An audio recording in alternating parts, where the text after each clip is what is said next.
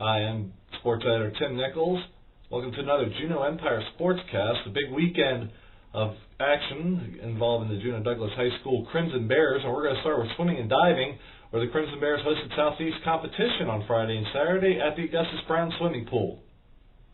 Down at the Augustus Brown Swimming Pool, the Juneau Douglas Crimson Bears hosted Southeast Conference competition for a pair of meets on Friday and Saturday. Here are the Crimson Bears. They look excited to you? Number of big performances for the Bears this weekend. Multiple victories on the girls' end by Melissa Bogert, Sarah Bogert, Leah Heifetz, Jenna Rutecki, and a number of others. Also on the diving end, right here, Juneau Douglas Nathan Teal won both meets on Friday and Saturday, and here he is performing one of his dives from Saturday. The boys enjoyed also two big wins on Friday and Saturday as Nick Rutecki, Alex Bartow, Cody Brunette, Josh Anderson, and others performed well for the Crimson Bears. Up next for the Bears will be a trip to Petersburg for two meets against Southeast competition before heading to Anchorage later this month at the Bartlett Invitational.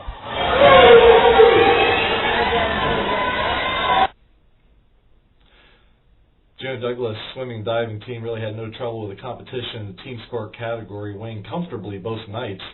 On Friday, the girls racked up 206 points, while the boys had 129 points.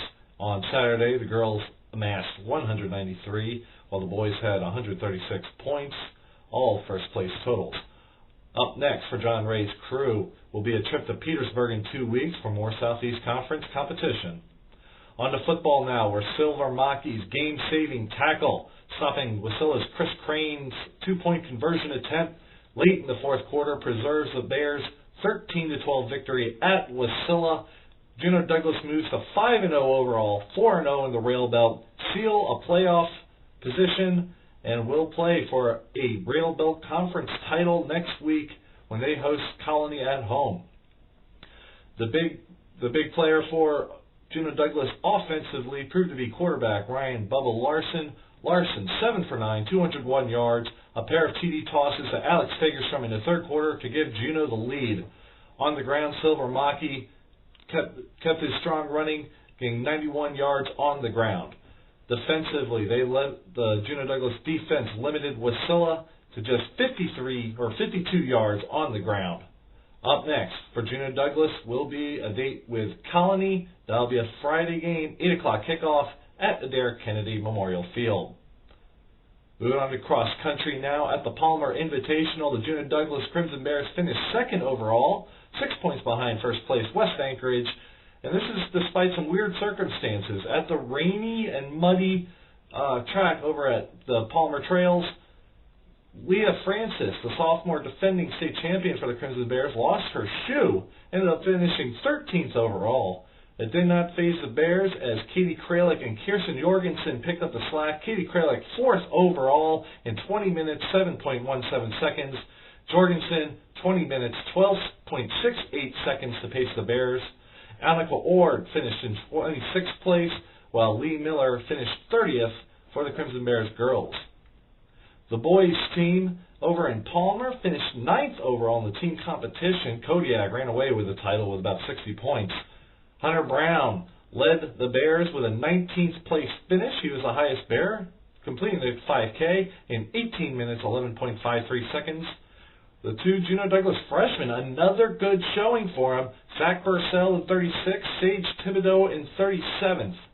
Up next, they will travel to Ketchikan for the final regular season meet before the regionals in 2 weeks.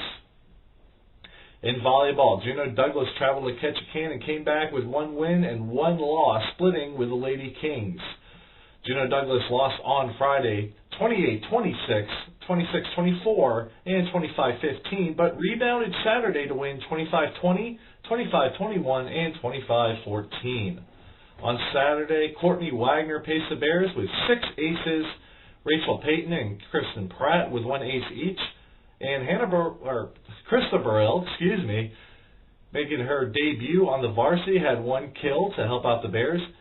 Chrissy Ely and Nicole Fanumii, 9 kills each for Juneau Douglas. On Friday, Courtney Wagner with 4 aces, Chrissy Ely with 9 kills, Haley Summers with 6 kills in the win. But the big player, Carly Lanehart, the libero, the defensive specialist, had 38 perfect passes on Friday, 35 passes on Saturday to start the offense. She also had 14 digs on Friday to keep Juneau in the game. Up next for Juneau is a trip down south to Washington State. They will have matches Thursday and Friday before competing in the Kent Invitational Tournament on Saturday. This has been another Juneau Empire Sportscast. I'm Tim Nichols. Thanks for watching.